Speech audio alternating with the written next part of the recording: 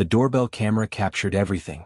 A man dragging something heavy, wrapped in fabric, across the pavement at 4 a.m., struggling with the weight as he pulled it toward his car. Inside that bundle was his wife. Sheylla Cabrera had arrived in the United States from Peru with a dream shared by millions of immigrants: to build a better life for her family. At 33 years old, she had become exactly what she hoped: a loving mother to 3 young sons, ages 9, 6, and 4, living in Lancaster, California. Those who knew her described her as an unconditional friend, a devoted mother, and a tireless worker. Sheylla's friends in Lancaster saw her as someone who radiated warmth, even while carrying burdens that would have crushed others. She worked endlessly to provide for her 3 boys, maintaining a positive energy that drew people to her. In her small apartment on Lancaster Boulevard, she created a home filled with love for her children. But beneath that bright smile, Sheylla hid something dark, known only to those closest to her. Her husband, 36-year-old Josemar Cabrera Corno, was not the man he appeared to be. Behind closed doors, their marriage was far from the happy family portrait it seemed. According to Sheylla's mother, Helga Rosilo, who remained in Peru, her daughter had reported Josemar for domestic violence back in their home country. The abuse had followed them across borders and oceans. It wasn't just Sheylla who suffered. Rosilo stated, "She told me that he hit her, mistreated her, and even slapped my youngest grandchild, who is just 3 years old." 4 years, Sheylla endured physical and verbal abuse, trapped in a relationship that grew more dangerous each day. Her friends watched helplessly as she grappled with an impossible choice: stay and endure the violence, or leave and risk losing her children to a man who repeatedly threatened to take them away if she tried to escape. Elizabeth Rouso, one of Sheylla's friends, explained the terrible bind she was in. She was just too scared because he would always threaten to leave with the kids. So, I think that was her fear. If she did anything, he was going to kidnap the kids. Those threats kept Sheylla trapped for years.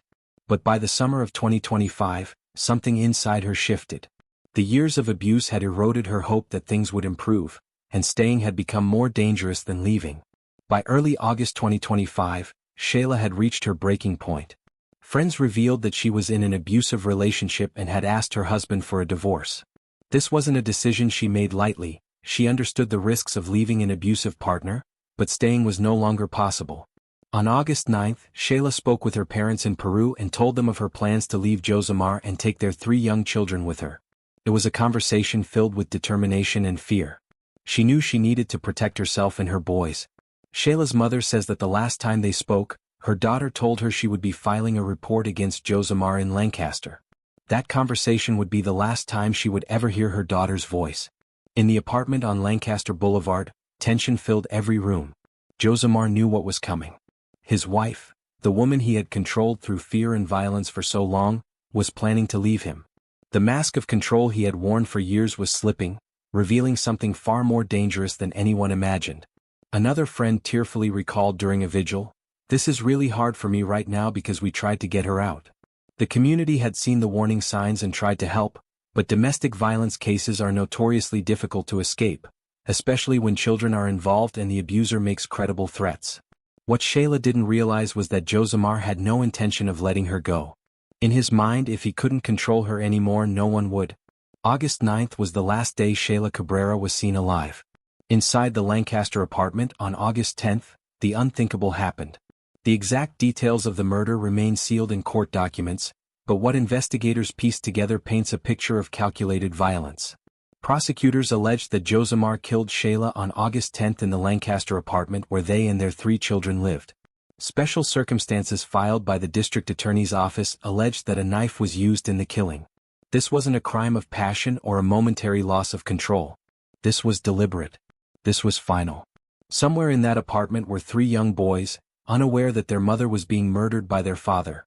3 innocent children whose childhoods would be shattered, their mother stolen from them in an act of unthinkable cruelty. After killing Sheylla, Josemar had to hide what he had done. He wrapped her body carefully in a large piece of fabric, material that would later match exactly what investigators found in surveillance footage. He moved methodically like a man on autopilot with a dark purpose, rather than in panic. This was a man who had already decided his next steps, with a plan for disposal and escape. Looking back, every choice he made that day revealed a chilling level of premeditation. In the early morning darkness of August 10th, still hours after the murder, Josemar began covering up his crime. The apartment complex was quiet. Most residents were asleep.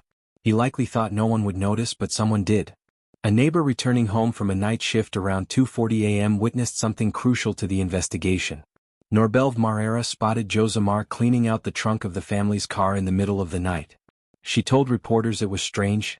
"I worked those days and I know there's nobody around at that time and cleaning a trunk. I thought it was scary." She didn't know it then, but she was watching a man prepare to dispose of his wife's body. What happened next was captured on camera, a moment frozen in time that would seal Josemar's fate.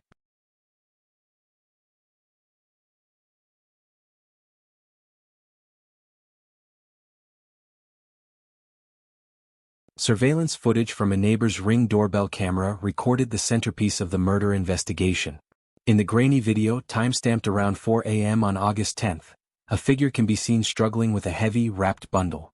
The footage showed a man dragging something that clearly contained significant weight, pulling it across the ground with obvious effort.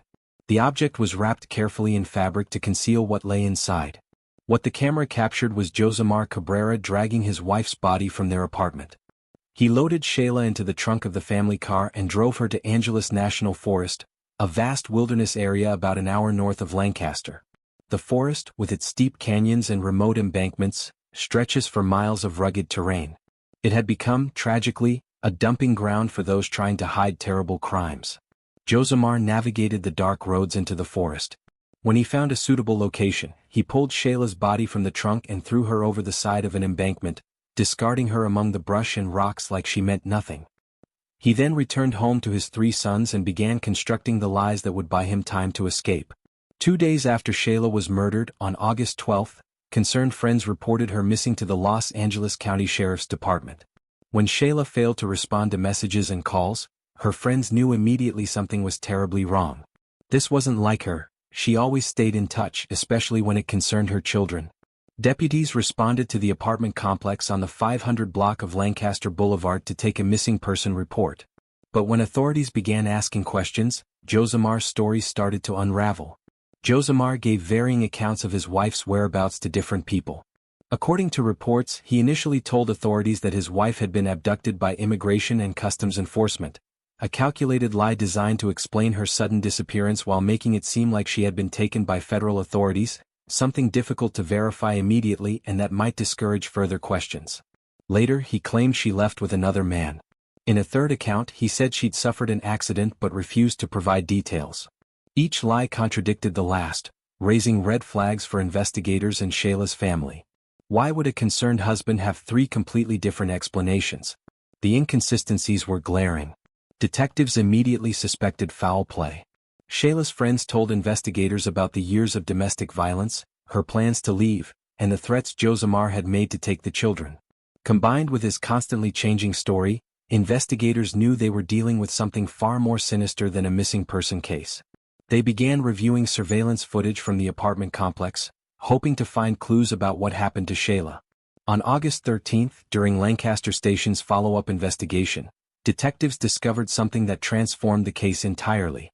They found surveillance footage from a neighbor's Ring camera showing Josemar dragging a large object wrapped in material from the apartment complex.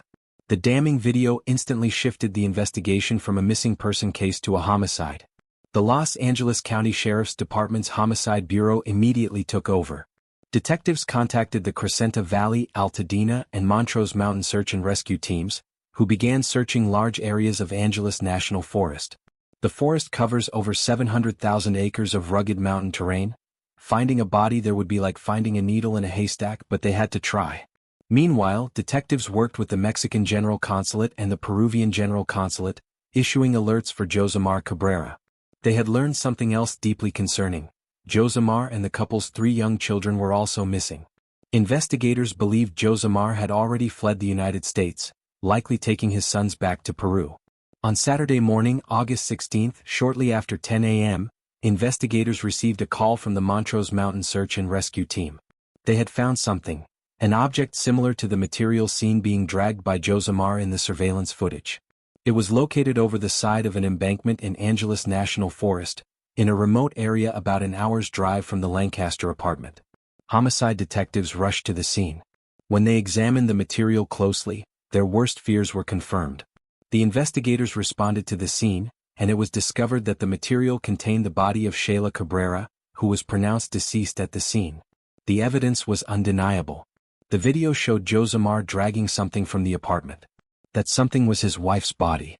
And now that body had been found exactly as the evidence suggested. For those who loved Sheylla, the confirmation was devastating. Their friend, their neighbor, the smiling mother who worked so hard for her children, had been murdered by the man who claimed to love her and discarded like trash in a remote forest.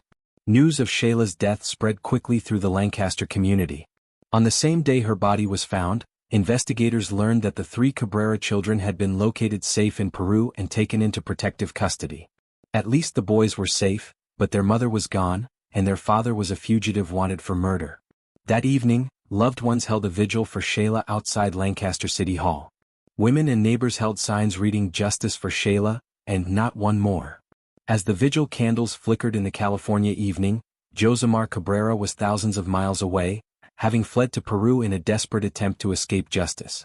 Lieutenant Michael Madigan told the New York Times that Josimar was detained in both Mexico and Peru after entering the countries by land. In each instance he was released because he had not yet been charged with a crime. Without formal charges filed in the U.S., authorities in Mexico and Peru had no legal grounds to hold him. Peruvian authorities questioned him at the airport in Lima and took the children into protective custody but couldn't detain Josimar himself. Peru's foreign ministry announced that it had repatriated the children back to Los Angeles via Mexico City to be reunited with their maternal grandmother. Meanwhile, prosecutors in Los Angeles County prepared to file formal charges. On Thursday, August 21, homicide investigators presented their case to the Los Angeles County District Attorney's Office. Josimar Cabrera Corno was charged with 1 count of murder, with allegations of using a knife as a deadly weapon. The next day, the District Attorney's Office filed an extradition arrest warrant. District Attorney Nathan Hochman issued a statement. "The allegations against this man are horrific, and we will do everything possible to bring him to justice back under our jurisdiction to be held accountable." An Interpol red notice was issued for Josimar's arrest, marking him as a wanted fugitive across the globe. If convicted as charged, he faces a possible maximum sentence of 26 years to life in prison. 4 days, Josimar remained at large in Peru, but the walls were closing in. On August 27, 2025, he turned himself in at Interpol headquarters in Lima, Peru. Peru's National Police Force announced the surrender with a video showing him handcuffed, wearing an Interpol insignia on his shirt, flanked by law enforcement officers. Local authorities are in the process of extraditing him back to California to stand trial. The extradition process could take several months, but Josimar will remain in Peruvian custody until he can be returned to the United States.